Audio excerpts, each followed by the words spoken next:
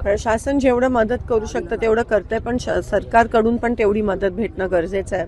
आता आपल्याला NDRFची एकच त्या ठिकाणी बोट मिळाली आहे, तुकडी मिळाली आहे. आपल्याला अजून त्याची गरज आहे, कारण का आता 2 दिवसात असं म्हणतायत की अजून पाणी त्या ठिकाणी येणार आहे. तर गंभीर परिस्थिती, स्थलांतरवर आता भर देणं गरजेचं आहे. त्यासाठी NDRF पाहिजे.